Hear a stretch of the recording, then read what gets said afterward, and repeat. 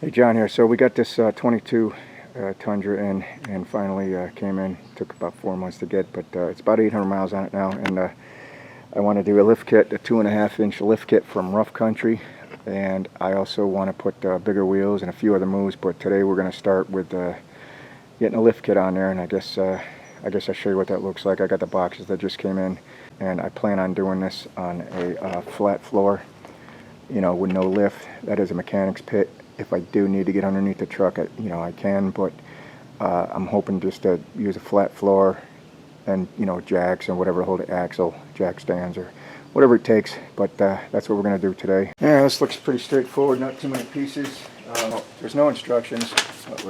There's no instructions. I don't know if they're going to be written instructions when you download this or the video, but the video, like I said, it's like guys using a lift, and it isn't every step of the way. It isn't every single step, so that's why I decided to do my own. But so anyways, I'm curious right off the bat, when it comes time for a ball joint, do I get the stock ball joint for the regular, A-arm, because these are going to be replaced, or do you have to go through Rough Country? Cross that bridge when we get there, but it's pretty straightforward. Just a couple packs of parts and some brackets and basically two of everything. So let's download that, see if they're written instructions, and then I don't know, start taking some wheels off, get at this.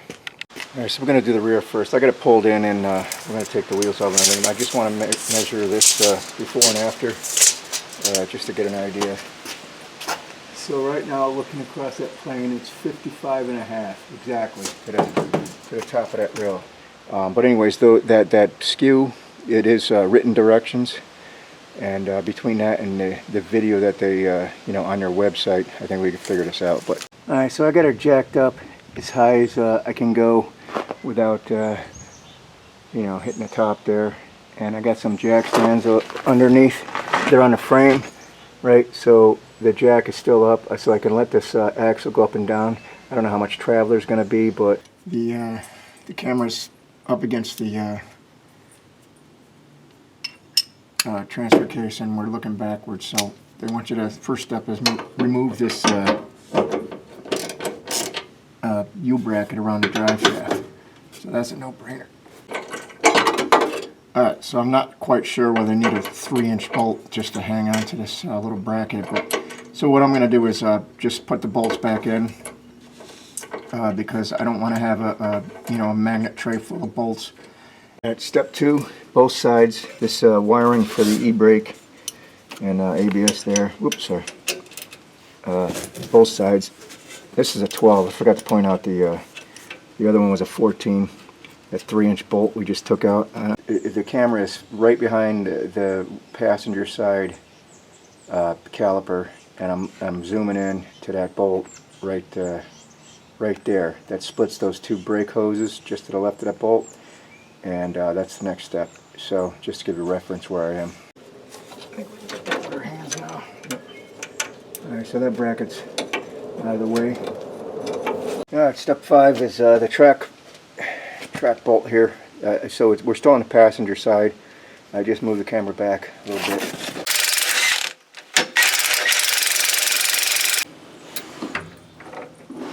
This track link bar. Right? Are we looking at the same thing? Yeah. So we're going to undo this 17 millimeter, both sides. This is the passenger side, and then we'll do the other side. Again, I'm going to put this sucker back on its hole, so we don't lose anything, right? All right. Step 7, we're using a 19 and an 8. The 8, you can't use the box end. The 8 or a pair of vice grips will probably work, but so we're going to hold the top and loosen the shock. The top of the shock, right? And once you get it loose, there's no need to hold it with the 8 anymore. So just do. All right, step 8. It's a 17 millimeter.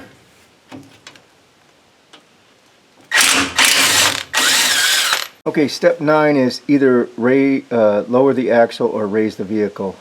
So hopefully, where I've got my position, that the axle will. And the reason we're doing this is to get this coil loose, the coil. It did not say remove the shock, so I'm just going to leave it as is. There's no step to say remove the shock, but I did take both bolts off. Let's go try to lower this, see if, because right now this is under tension here. Let's see if we got it high enough.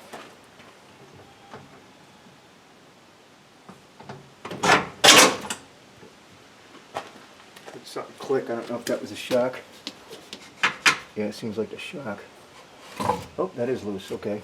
Let me go a little more.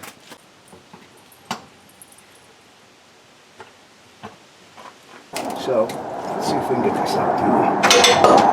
Shock just got off.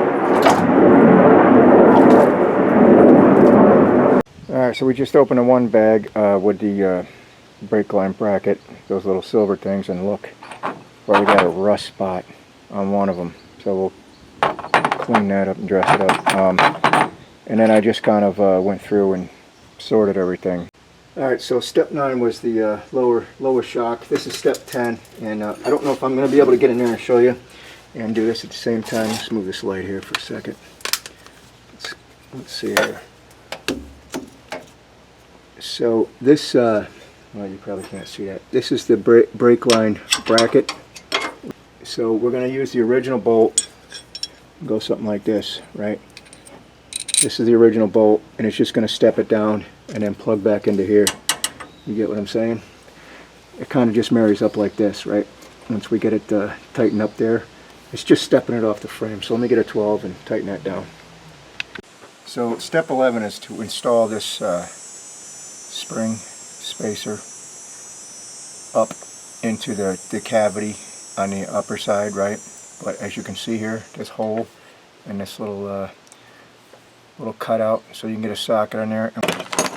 So 3/8 by 1/2 inch, and we're going to use nothing. The same bag has the washer and the bolt, right? But check this out. They must have been built on Friday, because this one, it's missing a hole, right? Right, you know where it's supposed to be. Like this one. You can see the hole there. They didn't forget the hole. It's just on the wrong side. So there's no way to get a socket in there, but I think we got enough room to, you know, feed that. Where the hell did it go? I think we got enough room to feed the bolt like this, and just tighten it like that. It's not a big deal. Worst case scenario, it's not like I'm going to notch this out. You know, I think we'll be fine. Actually, let me do this side first, and then we'll know. Alright, so we're flat on our back, looking straight up, and that's the pocket I'm talking about, and that's the stock hole, and that's what we're going to mount the what I just showed you, and that's just going to hold up in here. But I am going to treat that with fluid film. I'm just going to douche it with fluid film, because this thing is going to stay on there. So it's painted and everything, but just for good measure. I ain't gonna lie to you, that's a pain in the damn dick, having that without access hole. So you can't use the supplied nut, because it's a lock nut, and I did find a distributor wrench. That was the only way to get that angle. But with the nylon, or it's not even nylon, it's a lock nut. It was almost impossible, so I got a regular nut, so it's up there. And what I ended up doing is just taking a strap and scooching this in a little bit, because it was problematic getting it in there, because I don't want to, you know, flex them brake lines too much.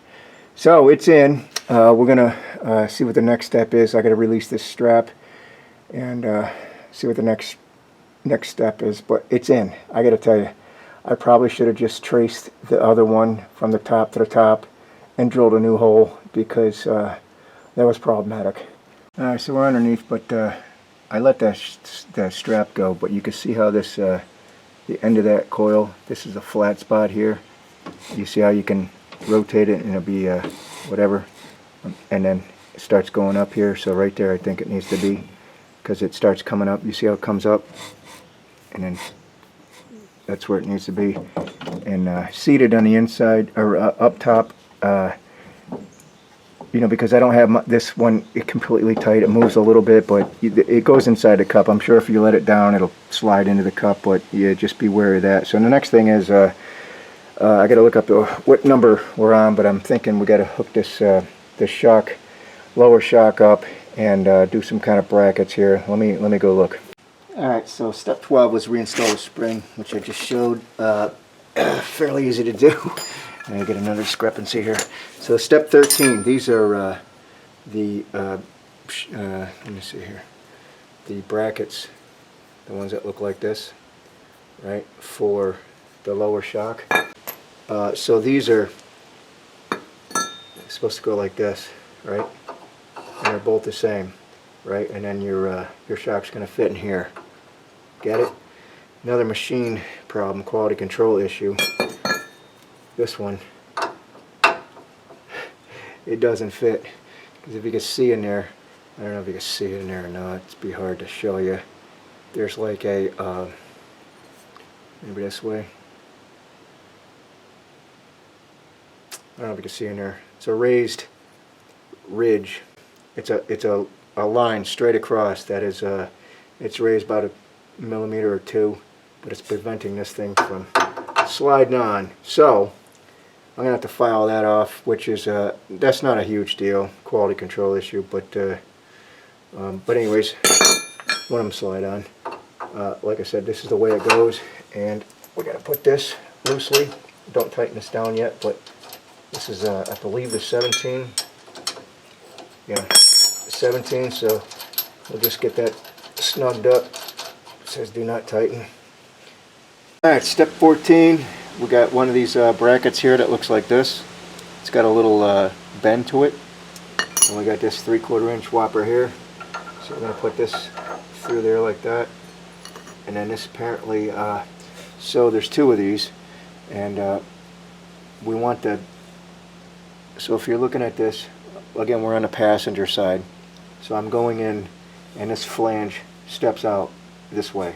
So when you tighten it down, it's going to step at an angle, right?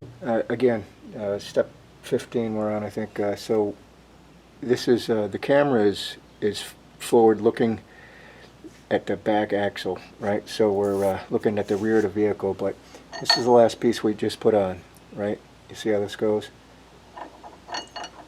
And then this piece is next. This little guy that has this look to it, the silver, copper looking bolt, brass looking bolt, goes through here. So basically we got this piece. I'm trying to show you this so we can, so nobody's confused, but you got this piece just like this. Let's just put it here for a sec. Just dangle it, and then take this piece, like we're gonna, like I said, it's gonna be inside of here. This is gonna be like this, inside here. So you go from underneath, there's a hole there, you just hold it, and then you swing this guy up. Oh, everything just went wonky, but let's get her started. Right, and then this 3/4 inch bolts gets bolted like that. Now when we tighten this down, snug it up, you know you're going to have the wrong, if you use the wrong piece, right, this is going to be at an angle where it won't be able to tighten up. I don't think you can go wrong. It'll tighten up flush to this piece and this piece. You can see how this is at an angle now, but that's what this is all about, this angle here. So if you put this piece on, you'll have a gap here. You'll know if it's backwards. So so that's where we're at. And it says to tighten this piece down. So we're going to go ahead and tighten that down. And that's the reason why I had that L shape, because you can't fit a wrench up in to hold the nut. So the L shape is going to be, you know, hitting up against the bottom of this. Alright, so we're on step 16, so we're going to be installing, and again this bottom, the original shock bolt is still loose, and we're going to put the shock back into place, like so. Feed this booger through.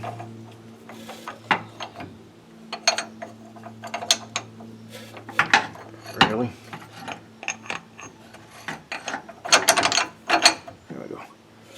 And we got the these big old wipers, washer, and I think it's 1 1/8 inch they said. This fella, I'm gonna put the bolt or the nut on the inside to towards the pumpkin. So now we're going to tighten that down and see what the next step. Whoa, see what the next step is. All right, so that is tight, and the shock does move a little bit, and you know, so we can get it to where we want it. Now it doesn't say the tightness yet, but I'm going to go ahead and tighten this 17 before I forget. This is the original bolt. Alright, so we're going to do step 17 and 18. This is the track bar. Let's get that out of there. And we're also bound up. There we go. So we're going to do this shim. There's only one of them, right? And this hole goes towards us. We're on the passenger side, so this hole goes towards the passenger side. You can see there's a hole there, which we're going to be using this. There's only one bolt like this. It's a 15. No, this is a 17 inch. A 17 millimeter head bolt, right? But it's going to be going through there like that, but through this shim and through the bracket. So we'll put the shim there, and the bracket goes to this bracket goes like this, where you see this this bent, this curved side, that's towards the rear. The flat side is towards the front of the vehicle. So we can put this in there like this, right? And then just alright, step 19 was just the sleeve here where the original you know, track bar was. I just want you to put this, oh, she's a little snug, put this back there and use the original hardware, the big bolt that went through there. There we go. Here's in. Alright, so this is I believe a 17, or was it a 19? Well, that's way bigger than a 17. Whatever size that was, we're going to torque that back down. That again, that's the original one, what his track bar was, and then we'll get to the next step.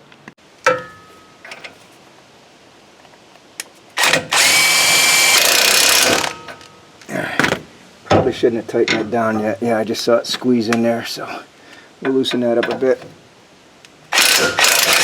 for the next step, because we got to put this track bar back in there, and it looks like we're off. Let's jack it up a little bit. So we're going to use this. There's only one.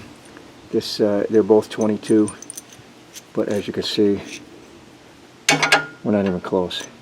So let's jack it up and see what happens here. Oh yeah, oh yeah, no problem. It's coming right in there.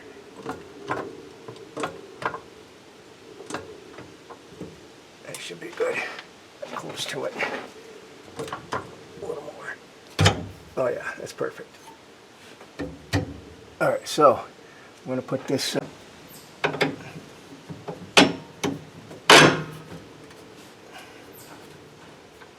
better jack it up or down. I'm not sure.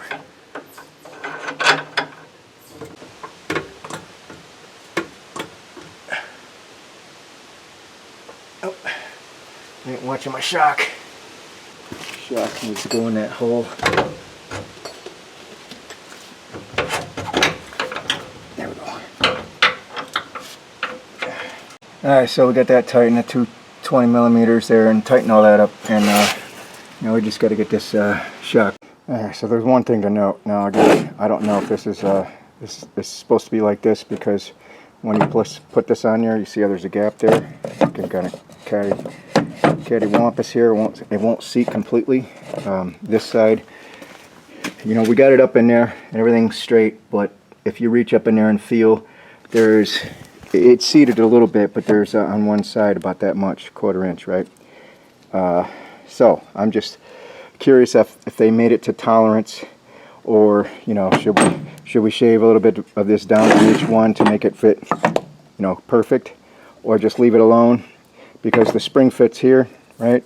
And then when all the weight's on there, because this is some kind of plastic, I'm sure this will just dig right in after probably a mile or two of hitting bumps or whatever, because we can't force it on right here like this, but with the weight on it, like I said, over there it's pretty much it didn't seat equally is what I'm getting at. It did seat a little bit, but there is probably, like I said, a good 1/4 inch, like so. Again, once we let the weight down and get all the things back together and take it for a spin, I think it'll settle in. It's got no place to go. This is sitting in a cup, and the spring here, I mean, it's sitting, you know, it can't get out of there once the weight's on there. But I'm just thinking out loud, because we had that other discrepancy with, well, it's over there, with that one bottom shock mount that wouldn't go on, and there was something else I forgot that was a little bit of a tooling issue. So don't know if this is a tooling issue or that's just the way it is, and they want it tight as hell, and when the thing gets you know, sandwiched in there and going down the road, it'll seat, you know, have probably a little X's, a little, you know, an X dug in, if you get what I'm saying. Like, you know, this is plastic, so thinking it'll probably just work its way, make a groove. Alright, so we're on the driver's side now, and this is that piece that had that little stem in there. I tried to file it out. I mean, I did file most of it out, but it's still tight fit, so we're just gonna bang it on there like that. Reverse it away.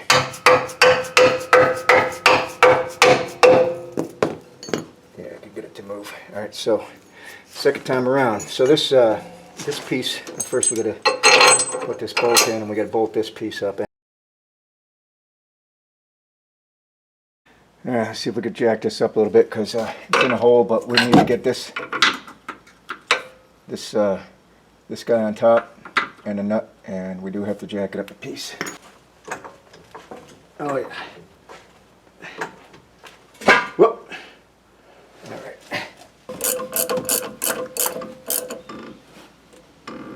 All right, starting to turn. So we'll take our 8, try to hold it. Tighten it. Too lazy to go get a ratchet. Now, the only thing left, I guess, is that little 10mm brake or electric line for your brake shoes, or your electric brakes, whatever the hell I'm trying to say. And that's it. Alright, don't forget the U-bolt there to hold the safety U for your drive shaft. That was step 1 or 2. So we're going to put the wheels back on this, and I'll show you what I did. I'll open the pit up and show you underneath. Alright, so we got the wheels on. Let's take a measurement to see, I forgot what the difference was, but 58 inches to the bed rail. Alright, so before we pull this and do the front, let's this is the passenger side rear wheel, so I just wanted to point out maybe a little bit more in detail of the brackets. So this is the one side bracket, that one silver bracket. You know, this is the original where the shock came down. Of course, it was spun the other way, and the original shock was here. So this is what it looks like. Looking up there, you can see the spacer way up towards the cup there, and you can also see that rubber cup. It does look like it's centered inside the ring. Point out, this is the track bar.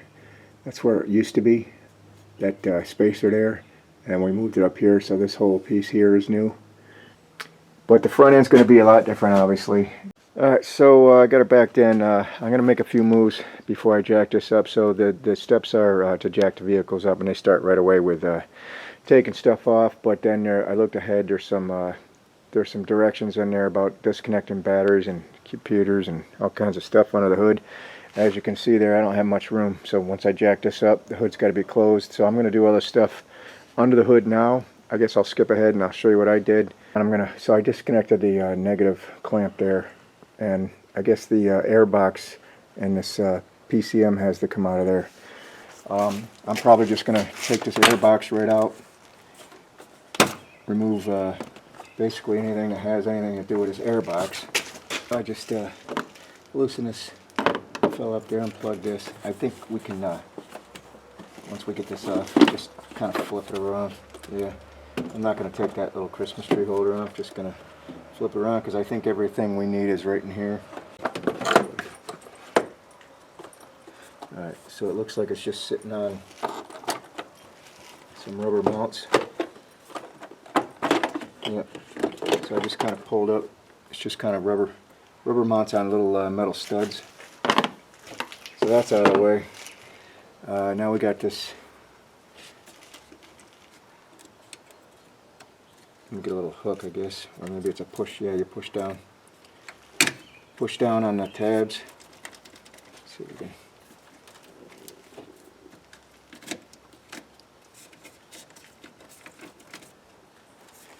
Let me see. I gotta get a better light here. I can't see nothing. Looks like you probably push down on this too. I'll let you know as soon as I get this thing figured out. It looks like you push down on. I was gonna look at the directions, but I put this one back on, and I went all the way forward with that one. That's how it works. So you got to do one at a time. Just push down on this again, and then you can push it down. So just one at a time. Not sure if this needs to come off of there. Let's see. Push the tab. This one might come up. Yeah, it does, but I don't know if it's going to come enough. So, alright, again, sorry for getting out of whack with the directions. I didn't start like they did, but with the rear I did go right in order, step, step, step, step. So these are steps, what I was just showing, step 32 through 36, and that's just unplugging everything. And I'm going to go ahead and zip tie everything to get out of here, but then they just moved to take PCM out of a vehicle, right? So it looks to me like, and it doesn't say how, that we're probably going to have to undo this clip, because and there's like a Christmas tree holder there. So there's a bolt here, one bolt here, and down here. So it does look like we're going to have to get this plug out of here and this plug out of here, and then do the 3 bolts, and that should come out of there. You ever wonder where bolts go when you lose them? I mean, this couldn't have fell in a worse. I'm probably never going to get this bolt out of there. Anyways, this thing looks like it's going to come right out now. And we're just going to slip it under here. I mean, I just spent 10 minutes trying to get that bolt out of there. It's driving me crazy. And I was like, how the hell did it get in there? It's like there's no way it could get in there. Anyways, so let's place this where we're not going to lose it, because that's an important piece. Alright, so now the whole reason that the thing has to come out of there is, I'm assuming, oops, because of that fella there, right? So we did jump ahead a little bit. Okay, skid plate is removed. It was here, and this is the rack and pinion, step 4 and 5. So step 4 is release these 2 plugs, right? And it looks like there's a push pin up here. Just push down in the middle, and then that should flip up. Maybe you got to do the top one first, probably. That makes sense. So push up, down on the center tab. Yeah, pull up. It should come out of there. Again, no way to get a tripod under here. So maybe it's got to click up. Oh yeah, you got to fully click it and then pull straight out. We're looking at the same thing, yeah. All right, so then the second one. Yep, fully click, pull it out, and that's what we have, 2 connectors, right? And number 5 is this. This is the, again, I'm flat on my back underneath the front end. These are 17mm bolts, that one, this one. Same thing over here for the sway bar, this one and that one. All right, so step 6 is move to, so we got the, I got it braced up here. We just did the 17mm bolts, right? Step 6, we're going to do, you know, where the sway bar hooks up there. Those are 19mm. Where is it? There it is. 19mm on both ends. So we'll get the sway bar out of here. Alright, step 7. We got to remove the tie rod link here. This is a 24mm castle nut. Well, the dead blow is not working. Pickle fork is not going to work under there, not you know, without destroying something. So let's try something different. I guess we can flip this. You know, we don't want to mess these threads up, obviously. And then give it a whack with a, I don't know, like a 3-pound sledge. You know, get it even Steven. I don't want to mar the things. Or I'm trying to do this with normal tools. If you got a, you know, one of these fellas, but let me try to do it with a little 3-pound sledgehammer. Doesn't say, it just says remove. Doesn't say how. Oh, there it goes. Alright. Alright, so next up is, this is going to cover steps 8 through 13, I think it is. So basically we're going to take this, it says a J-clip or something, I'm just going to yank on it. I don't know why they wouldn't use a regular cotter key, but so we're going to take that off. That's a 19. This is step 8, right? We're basically taking, you know, everything off this knuckle. The brake line hoses and ABS and the caliper's got to come out because we're eventually going to take this off. But so I think this is still step 8. And because the tie rod's, you know, dislocated here, we can turn and maneuver and do whatever we need to get to whatever. And I'm hoping this ball joint will just come right off of there without any problems. ABS sensor. I believe that was next. That's a 10 anyways.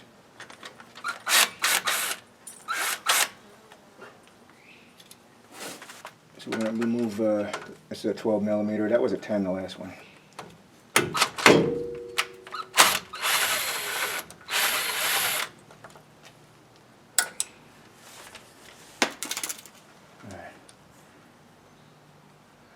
The pickup. I got some over here. These are same thing, some 12s. We're basically taking all the, there's one up here on the control arm. That's a 12 as well. I don't know if I can get the, yeah, not gonna happen. Wow, oh, that one's pretty tight. How do you like me now? Alright, so we're just going to loosen that, get that out of there, put the bolt back in. And because we can rotate this, we could pretty much go straight on. And the bottom one. Alright, release.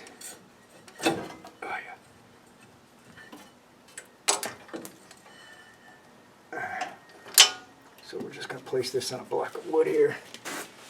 Not sure what the next step is, but this rotor's got to come off, which is a no-brainer. Alright, steps, where's my light? 14 through 17, right?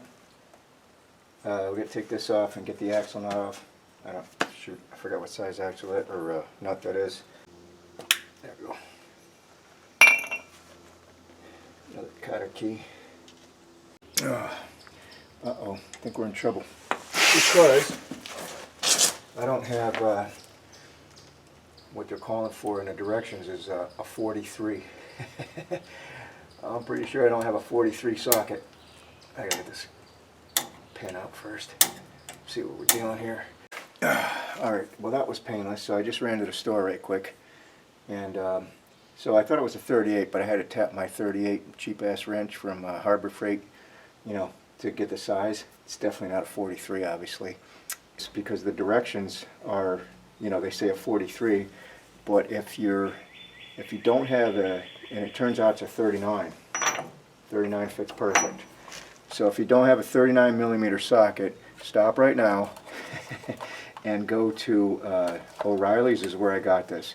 Now, you can either buy this for $21 or pay the $21 and bring it back, and they give you your money back. It's free rental. So it's an axle nut removal tool. I'll probably just keep it. It's 20 bucks.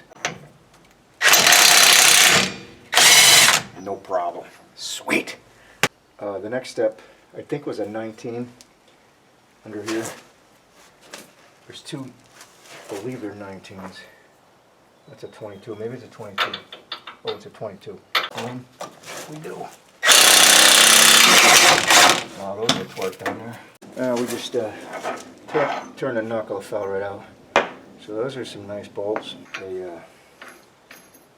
just do that.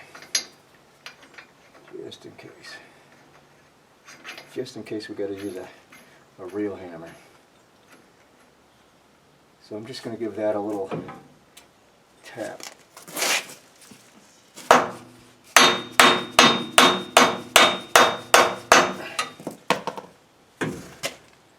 No? Alright, what about a real hammer?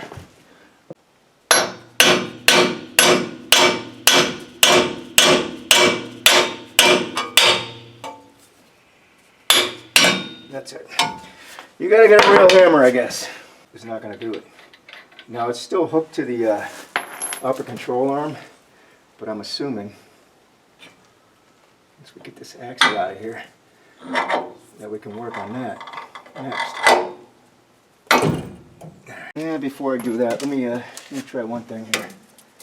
Let me try to, I'm gonna put this nut on backwards and give it a tap. And see if I'll drive it out that way. Right? Definitely don't want to hit that ball joint, even though we're not using this ball joint. I do want to save it for in case I got to go the other way with it. I don't like my lift. Let's go back the other way. Take the axle out again. Let's see here. Can't really. There we go.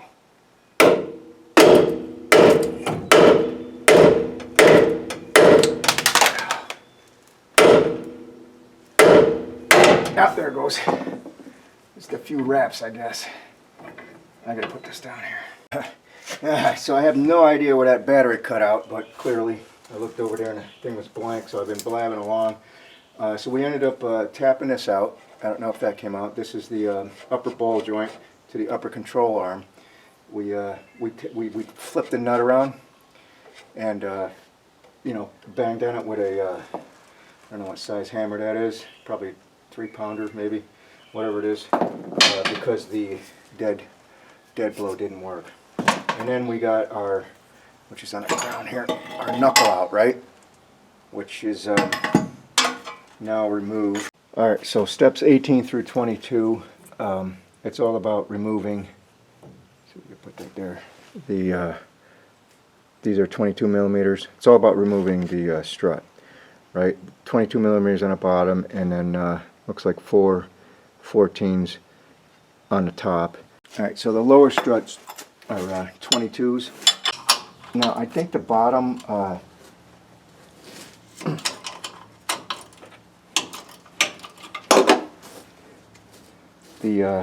I've got it supported the bottom here with a jack stand, but I think I remember reading directions about loosening up these cam bolts on the lower control arm to let this dangle. So that's probably the next steps. I'm gonna have to read ahead, but let me get these bolts off. What I just did, because this bolt is under pressure. We can't even turn it by hand, maybe with a wrench, but I think that's the next step. Is let me look at. Well, it does turn kind of easy, but I'm thinking these cam bolts need to be loosened. So this, and I got to get this. Actually, it was just for show. It wasn't really. So yeah, we got to loosen that to get. So this will dangle. Sweet. That's the biggest impact I got. 24. So I think we're going to be all set here. Hold that. Probably not going to be able to see anything. Oh, wow. Wow, that had some serious torque to it. And I just felt the A-arm, the lower A-arm drop. You see how we're bouncy now? So now I think this strut, we're looking at the same thing, should be able to come out of here. But I gotta get this lower bolt out first. Put some better down pressure. Oh yeah, oh yeah. So just force down on the lower control arm, and this sucker should come right out. Wow, that's pretty heavy. It's heavier strut than I thought. All right, so what's next? So this is a 22 wrench. I've got it on the you know, the rear part of the upper A-arm. So that'll work there. And the whole reason, we're on the driver's side now, the whole reason of removing that computer and everything, let me take it top side, because we got to remove this A-arm. Obviously it comes with new A-arms. I get rid of that guy. So going up here, can you see that bolt down there? Right there. And we have the 22-inch, or the 22 millimeter wrench on the back side of the A-arm. Pretty sure we could fit this in here. There we go. Now we're on it.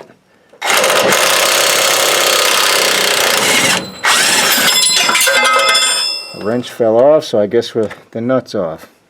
Wow. Took extremely long. You're actually, we're hitting. You kidding me? We're like butted up against. Oh, it just fell. So really tight fit. So if we torque it this way, there we go. All right. All right, so we got the control arm out, and I think we're going to start building this back up. But I just wanted to compare the two, in case you're wondering. So this is it's a tubular design, but square tube, kind of square tube. But this is Toyota here. What I don't like is I don't know if this ball joint or this ball joint is the same, and clearly the geometry is way different besides the square in the tube here. This ball joint is at a wicked angle. This one goes straight up and down. I say wicked angle, you know, it's clearly different. Wow, it looks like it's already rusted. There's a Zerk fitting there. Alright, so unless you're you have a team, like I'm a solo act, so I just put this A-arm, just kind of braced it where I could, and then went from the top side and started at one side, because if there's nobody to hold this in place, it's kind of problematic. Not that this thing is extremely heavy, but you know. So we're just snugging it up with the 22s, and it's snugging up. So we're about to do this strut, and you know, the way the directions on the PDF files are, they're getting a little confusing. But so they wanted you to mark, you know, this little tab here with a pen, you know, a marker or whatever, because you need to clock this thing. But I'll read you the thing in a second. But basically, the way this thing is going, here's some marks here too on theirs, and there's already marks here. You don't really need to do anything really. We got to put the studs in. They didn't really tell you anything about that other than put them in. But you see these bigger holes, they go towards the strut, right? So basically all we want to do is extend this up, but these studs are not long enough, right? And to take this apart and get longer studs, well, that's ridiculous. So they did it another way. So how they're going to do it is, instead of, let me read the thing. I was like, what? Step 39. Place the strut in a, well, first step 38 is install the supplied 10 millimeter bolts through the spacer, and then install the spacer to the strut. Again, it's easy. I'll show you what I'm going to do, but 39 is place the strut in a strut compressor and clock the spacer about 1 inch until the notch in the spacer align with the mark you made. I mean, first of all, I don't have a strut, or, you know, whatever they're calling it. Place the strut in a compressor. Place the strut in a strut compressor. I've misplaced my strut compressor. So what we're going to do is feed them through the big holes, right? The new studs. You see, it's not going to poke in there because of the splines. So we'll just take the included nuts, and we're going to impact these down, suck these splines in. So I'll do them 4, and then and the reason for that is because, I mean, technically, if these bolts were longer on the factory strut, you could just put it, you know, right in line. But because we have to go through here and get these sucked in, that's what the next holes are. So you're going to be about 1 inch out, right? You see how the new stud is not in line with the old stud here. So that's what they're talking about, put the strut in a strut compressor so you can rotate it. But again, let me get this together, we'll bolt everything up, we'll put this back in the truck, and then we'll take the bottom of this, just like a regular shock, and we'll rotate it and to get this, you know, the bottom socket back in its proper location. Alright, so like I said, I would not leave this up to a do-it-yourselfer. Not that it's hard, it's just like, it's a step that doesn't really need to be there. They could have just welded the studs on in their location. So I'm just going to use this little bushing to take up, you know, this is going to fit over it, and sorry, this bushing is wide enough to accept the splines, you see, right? So it's just going to be a spacer, because if you use the nut and try to draw it down, learn from my experience. I just tried to use the nut without a spacer, and it got into the splines because they stick through it, and I didn't realize it when I was sucking it down until it already hit and screwed everything up, so I had to cut it off. So I do have to get another stud. So we're going to put a spacer like that. And now we can draw this in. I mean, it is easy to do, provided you have an impact wrench, because using a you know, just like a normal ratchet, I don't know, I guess you could do it. So we'll just suck it in.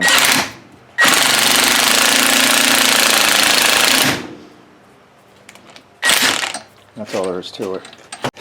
Just let me finish the rest of this. And there's another tooling issue. The stud won't go in there. Won't go in there because it's got a burr. Just like we experienced on that one thing.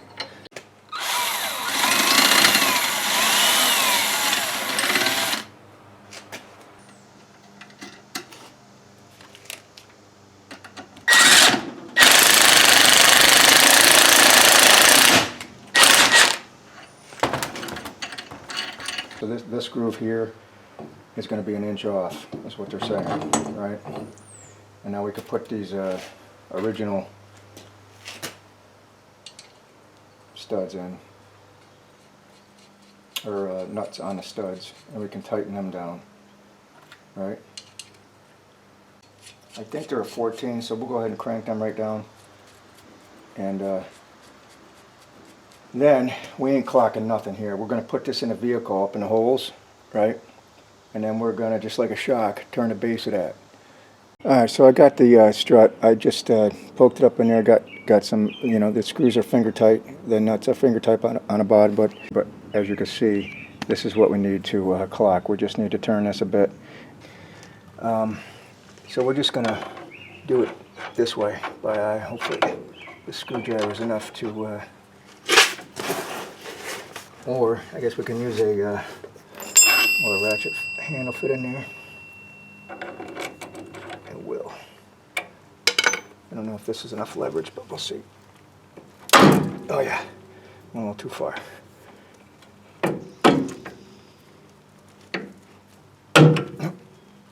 Like a little sweet spot there.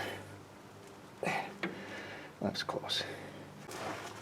It's right there, I can see it. I don't know why I just won't poke through. There we go. Alright. Now, where'd your bolt go? I gotta find a nut. So my plan of attack is to, you know, get the knuckle over here, get the axle through the knuckle, and then start with the top. I'm gonna force the top up to the upper control arm and get it started. And I noticed that this original upper control arm nut for the ball joint there, you can't use the original, and I was like, uh-oh, they don't include, because this is what came on the control arm, just a sleeve, no nut. But then I looked through the kit, and there's two of these little black nuts. They're not castle nut, they're just a nylon lock nut kind of deal, so there's no cotter pin involved. So we'll crank that down, or you know, we'll get it started on the knuckle first. I don't know where I could set this camera up because it's kind of close to everything, but let me see what I can do, and I'll see if I can show you how I put this knuckle in. So I don't know if I'm going to have enough mustard to do this, you know, without a jack, but we'll see what happens. Alright, so the memory card became full, so what I'm explaining here, I started with the upper control arm, putting that into the knuckle, and then put the axle through, and then started putting the bolts on the bottom, Unfortunately, I lost my, yeah, I didn't have it. I thought it was recording and it wasn't. And now in post editing, I don't have the material. So you're just going to have to go with what I've got here. Yeah, sorry about that. So I'm not sure what the torque on this ball joint, but it's going up really easy right now. So we'll just keep torquing it. And there is an Allen in the center of this bolt. So the bottoms are tightened up a bit. Let's see if we can get this tie rod in here. Yeah, no problem. And that was a castle nut and a cotter, no washer. So I can't get the impact in there. That's a bummer. So let me tighten it up with a 24 and a regular. I'll get a breaker bar or something. But for right now, let's just get it a little bit tight.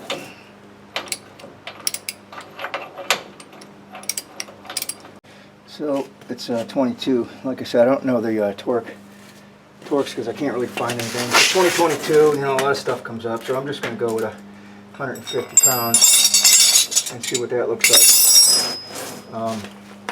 Because I do remember it being tight, but because it's lower now, because of that suspension lift, I can't get the impact in there. So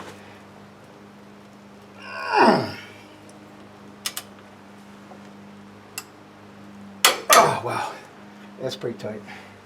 Now once again, I don't know the torque value, but these are really torqued on there using the impact to get them off. It took a bit.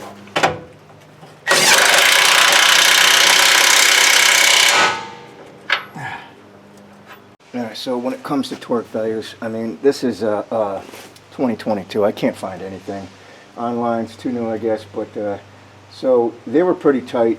This wrench only goes up to 150, so I'm just going to go crank it down as hard as I can. From what I can see, it's around 170, somewhere like that. But because this thing's going to need a front end alignment, especially with the lower control arm, you know, I'm just going to tighten them right up. The lower control arm, I think I saw 200 on previous trucks, and the axle nut is 249. So I'm just going to zap everything down. Righty tighty.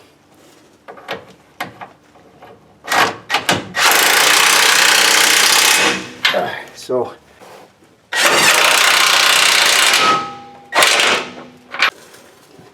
now let's see, the axle nut, then the rotor, then the brake caliper. Put our lines back on. We're closing on this side, and then we get to the other steps for the you know, we got a few other moves. So this axle nut now, kept cranking her, little half turns at a time, not even half turns, and now this fits in there. There we go. I'm gonna have to trim this. This is stainless too, and they're pain right in the butt, but that's where we're at. All right, before I get to the next step, or putting the rotor on, I'm going to go ahead and clean this rust off, the surface stuff, the best I can. And I'm going to treat this with fluid film now. And load it up before I put this cap on. So I just clipped that thing off, because this thing is staying. I can't believe this thing is already rusted. It's coming right off, but that's crazy, man. Ridiculous, man. Brand new truck. Brand new truck's already starting to rust. While I'm in here, I'm going to hit this with, guess I could probably fix that first. Hit this with some grease. It has some grease in there, but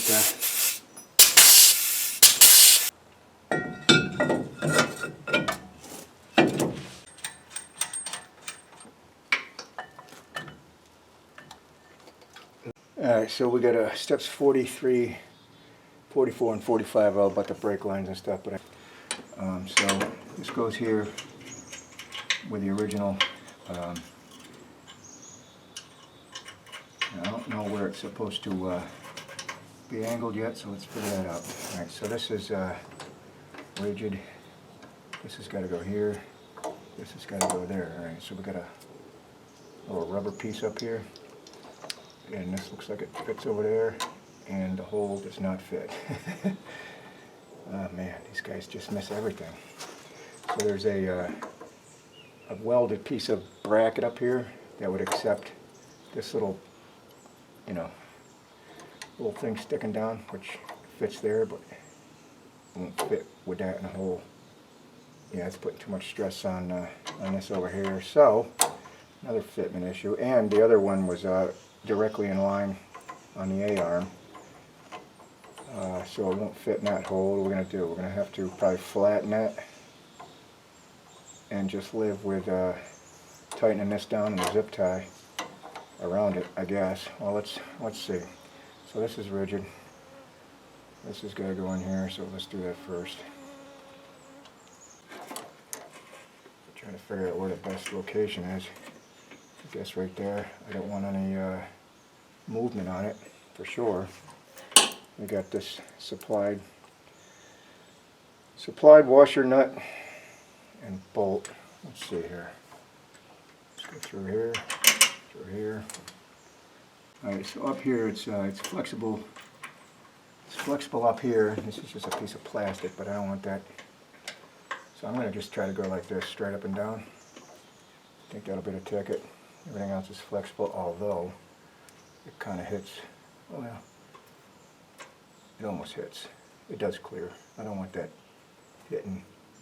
It does clear. That is tight. I guess it'll clear. It's close, but it does clear. I don't want that rubbing for sure. It's a brake line hose. It's kind of up against it. Let's tighten it up. Can we get it out of it? Well, we don't want. Oh, what about there? What about if we jack this thing right there? Right? Will that do everything? How about right there? Yeah, that's plenty of clearance there, plenty of clearance there. And it's going to allow for, it looks good right there. And I don't mind the geometry of it. Everything's flexible. So that's where I'm going to keep that. Now this, we're going to have to bend that. Bend that tab. Or cut it, or do something with it.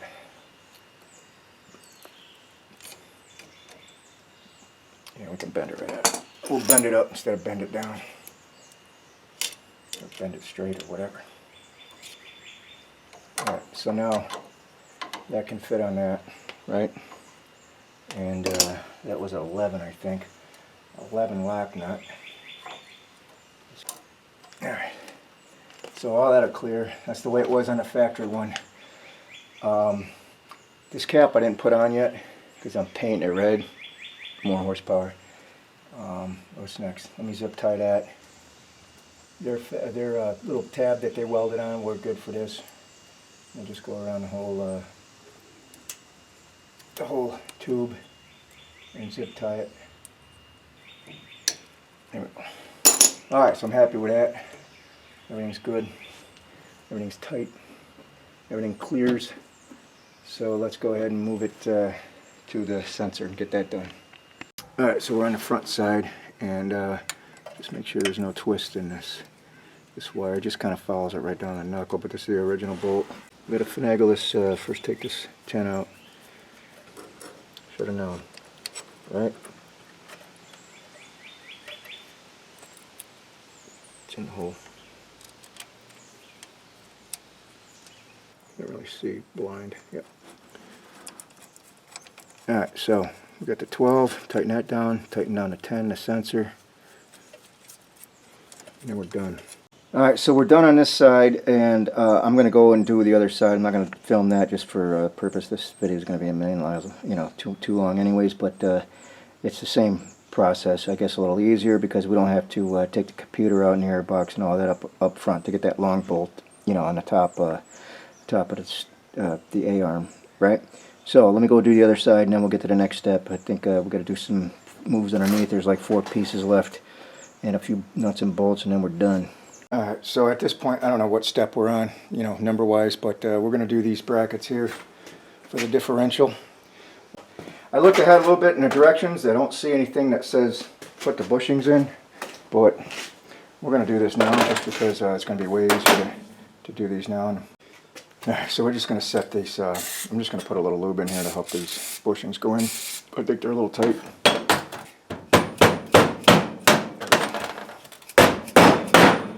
There we go. There's 4 of these rubber or polyurethane or whatever they are. And then we have these fellas here.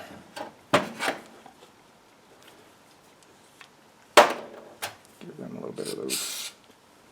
they're going to get sandwiched with a bolt, so no big deal. Now, of course, it's hitting.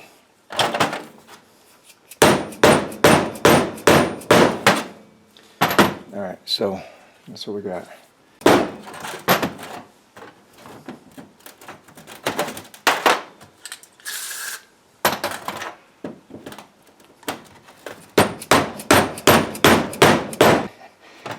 So I think these 3 bolts, these lock washers, are going to be here, and I also have 3 big washers left over. We're getting thin on parts, so I'm assuming they're there. And this spacer must go to this because it looks like the same deal. And I have two of these bolts and 2 washers. And so we're underneath the vehicle looking forward. So this is the passenger side, and we're going to remove this big ass piece here and this little black piece. We're replacing that big aluminum honker with that little thin steel guy. Not a big fan of that, but it is what it is. I guess we need that to, I don't know, relocate everything. We can't get to any of these with I forget my stuff, with an impactor. So we got 19, we're going to undo these bolts. I think this is what, 19, yeah. And then these are, it might be 19 too. No, those are 22s.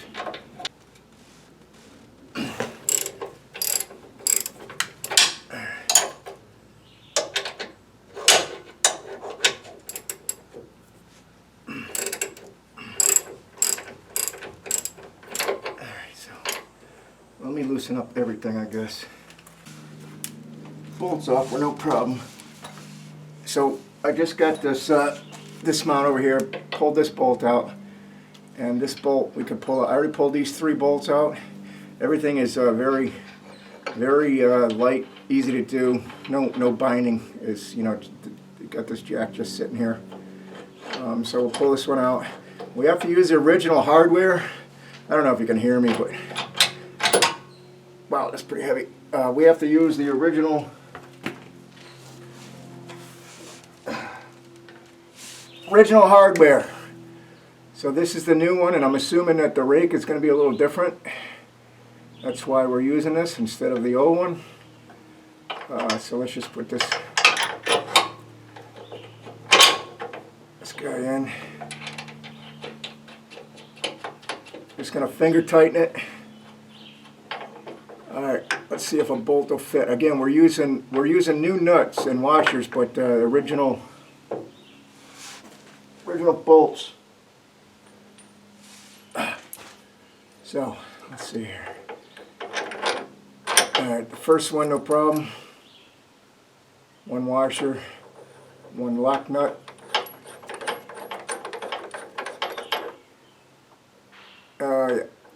Maybe the second one. The third one you're not going to fit. So everything's loose right now. I think we can get the second one out.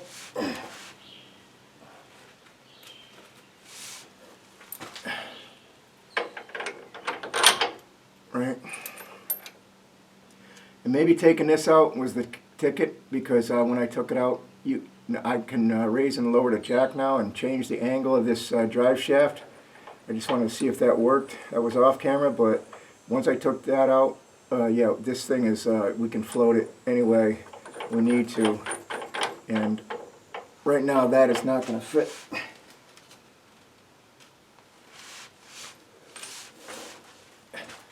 See, it's not going to fit here. So we're going to try to pull down on the axle. That's all it took. Just pull down a little bit on the axle. Put your new nut and bolt in. Alright, so I'm just going to leave it loosely. I'm not going to tighten anything up until I get this side off. And it's actually tight. This is tight, the bracket. That's just probably because it's binding. And this is kind of tight. So should we loosen it, or let's see, take it down or take it up? Let's take it up a sec.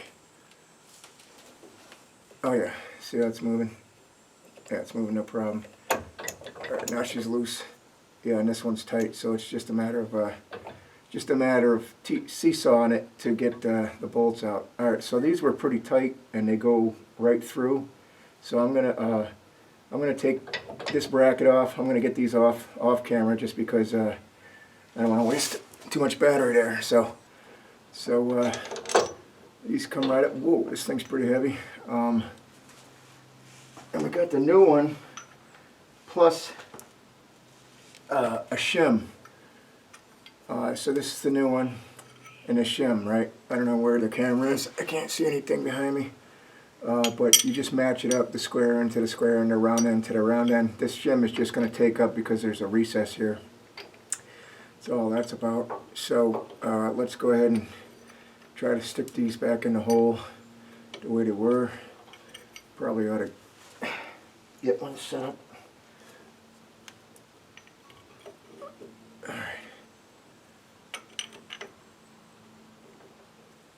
Alright, do we need to go up and down? What's going on here?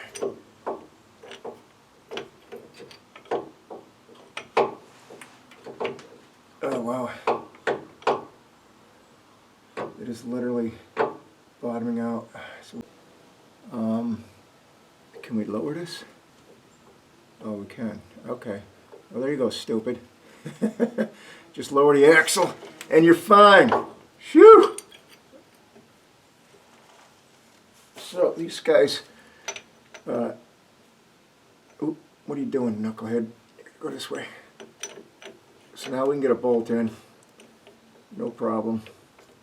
Yeah, we gotta go down a little more. What we got here? Can we get through this? Yeah, there we go.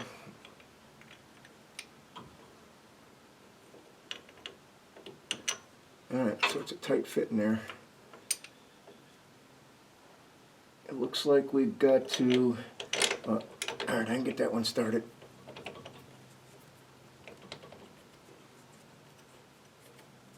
I can get that one, let's see here. Where's the other bolt? Alright, so we got them started.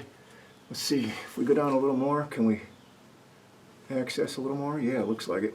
So I went down a little more with a jack because or maybe it's starting to thread now. Okay, it is. Yeah, those are long threads, so I'm happy with that. So off camera, I'll tighten all this up and show you what it looks like. Yep. Alright, so I got everything tightened up. We're good to go. I would start with on this driver's side, I would start with that upper bolt, the one you can't see from the camera here.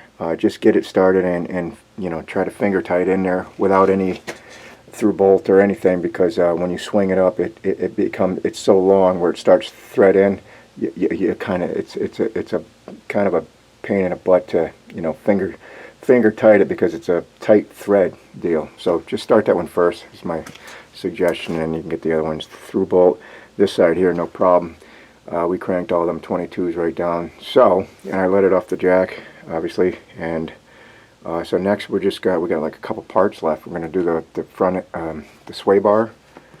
There it is out there, the sway bar there, and those look pretty easy. It's just a matter of, you know, if we're just lowering the sway bar, and then we'll hook it up to the sway bar links, and that's it. Put tires on this thing. Oh, and I can see the plugs there. We're going to plug that steering back in. We'll do that. So the steering, we'll do the sway bar, get that all situated. I'll show you that, and then just plug everything back in and get up the top side and plug the computer in. And alright, so we're closing in here. That's the factory bolts for the sway bar, and they're just kind of placing this guy like this. I'm going to slip a wrench in here. Well, we'll cinch him up a little further, but I'm going to slip a wrench in there, tighten them up, and then we hook our over here the sway bar ends, and then we'll swing it up, and we'll use their supplied bolts. You slip a nut on top of here and bolt it in. I'll show you that one, what that looks like when we're done. But alright, so another discrepancy. Well, I'm not blaming anybody discrepancy wise, you know, just another thing according to the directions. So this is the one of the pieces that, you know, drops down your sway bar there. I don't know if you can see it, but so the way they got it in the directions, you use the factory bolts, and you go up, you know, you're tightening the factory bolts in this, and then your sway bar clicks up into here, right? and you use this and you put the nut in there. And because of the factory bolt is sticking down, and once you get your nut on here and you tighten this down, they touch. They absolutely touch. And so we're just going to flip the bolt, and there's just enough room. So if you go like this, like slide it in at this angle at the higher side, doing it this way is way better, but you can't do it when it's on a truck this way because there's no room to get in there and do your thing. So do it now, set this up now, and then going the other way, the way they have it in the PDF file. They got a nut up on top, but once you secure, once you tighten this down, well, you could see it there. I think you can. It totally hit, and it would not tighten down because it was about here. So so the wheels on her, they're back on the ground. You can see that wheel's a little bit cut in, and this one here is straight. So I knew there was going to be a wheel alignment, but I don't think I'm going to drive to the place like that. So I'm going to probably loosen up a tie rod end and get these, just take a tape measure from the edge of the tire on the front and the back and get it closer. I can't drive there like that. That being said, let's hook this computer up and what was it, air box, and get that all business put back together. We plugged in the plugs underneath there for the steering unit, and that's it. Alright, so I've got 3 inches to spare to that rubber piece, and the rubber piece is flexible. This piece here, it's flexible, so that's another inch. So I could possibly 4 inches maximum, but 3 inches to that rubber piece. So I think I am going to put the 35s on here. Let me pull this out, see if this thing is level looking. Alright, so there's the lift without the 35 tires. These, like I said, measure around 32 inches. I kind of like this look. I do have 4 inches or about 3.5, 4 inches to spare to get it in the garage, so I'm probably going to put the tires on there.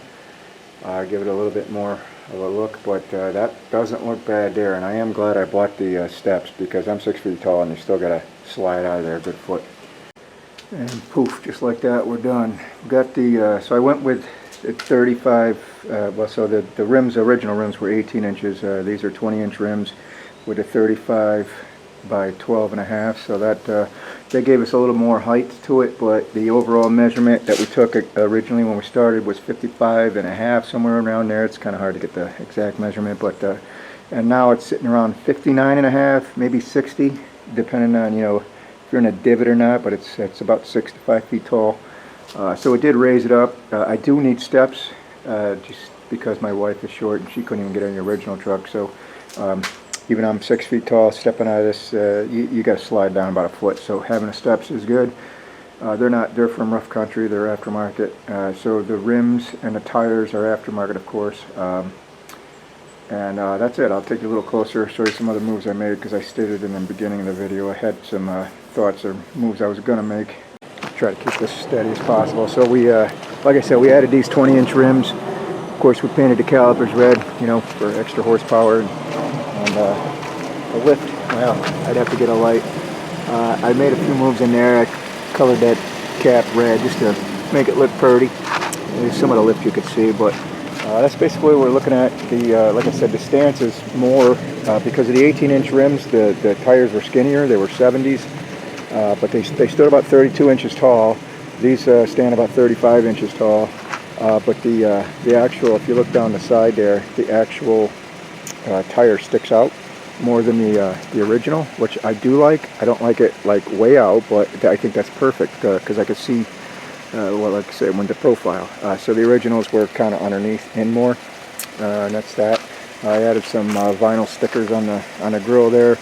I did black out the chrome, the thing that looks like Wyatt Earp's mustache when it's chrome, because this is black, and also the Toyota symbol was chrome. I blacked all that with a product called it's a fantastic product with plastic dip, right? And if you don't like this in the future, you can peel it off. It's like it stretches out like a balloon. You just peel it off. It comes right off.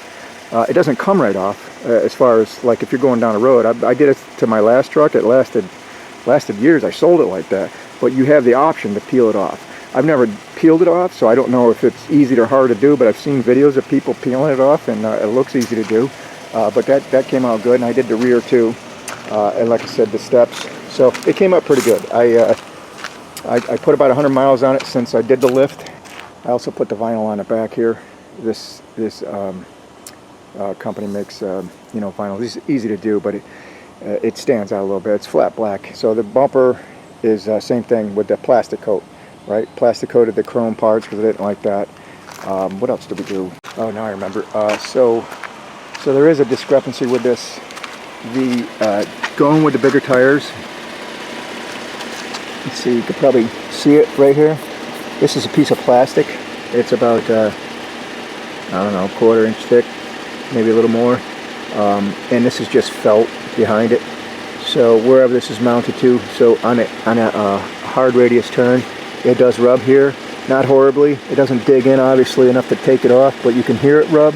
So eventually over time I think it's just gonna either rub a spot in there, or it's so close that as the tires wear, it probably stop rubbing, but that's how close it is. But there is a rub.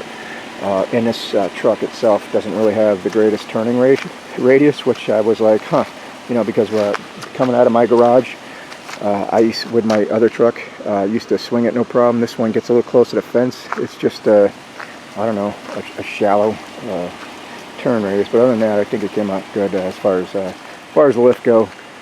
And the steps, everything was from rough country. So that's it. That's a wrap. I don't know. I guess only time will tell as far as longevity.